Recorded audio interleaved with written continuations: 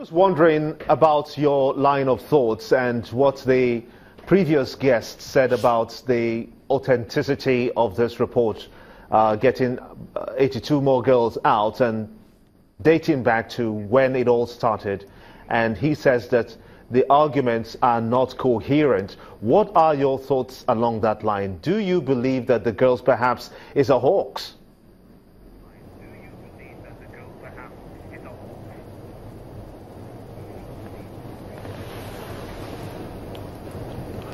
Well, if I understand your question, if I believe that the issue of the Chibok girls is a hoax, well, I certainly do not believe that, because I was in government when this happened, and I do know the quantum of efforts that was made by the past government in trying to release the Chibok girls, in as much as it wasn't successful then.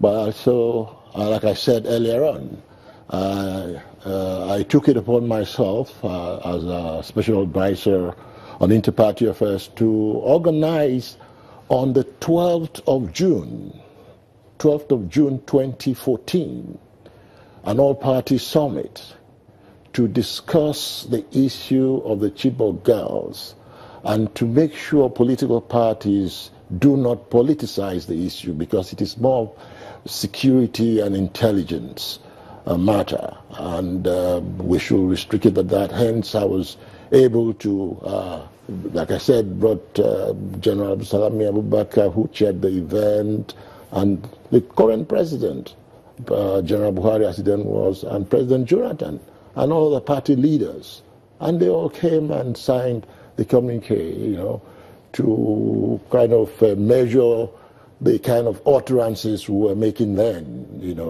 whether it was real or not real, whether Chibok girls were indeed abducted or not. Now, these statements didn't help the security agencies and for intelligence gathering. And after the summit, there were political parties put themselves to check, and it helped. But like I said, when you are in search of people abducted, it takes a while, and a lot of negotiation goes into it. And we thank God results are now being received from that end. So I think that, I believe that it's something that this administration is doing well. There's no question about it. The military involved in trying to track down the Chibok girls are equally doing extremely well, and we commend them. But all I said is that my colleague probably would definitely was driving for more information on what the negotiation was all about. As an opposition party, I think, to that extent, yes. Your committee did try to prevent politicians from playing politics with the Chibok girls chapter. Would you say to this time that you have succeeded, or is politics at play on the Chibok girls' release at this time?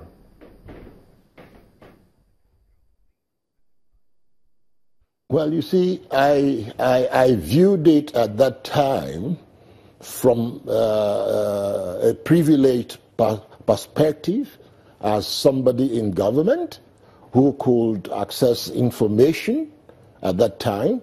But today, I am not in government, and it is difficult for me to access information as I did when I was in government. So I cannot really speak for the government, but I know that we have people who go around day in, day out, crying and singing, "Bring back our girls." They certainly will not be doing that for nothing.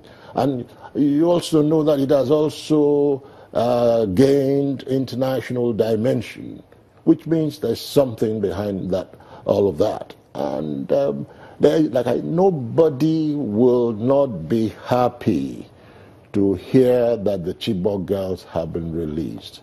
We are all very delighted. And will be more delighted when they are finally reunited with their families and friends.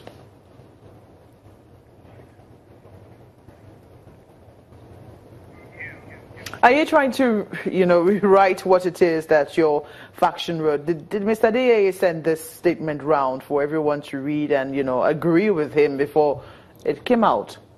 Because you say he was asking for more information, but from what we read here, he says the negotiations are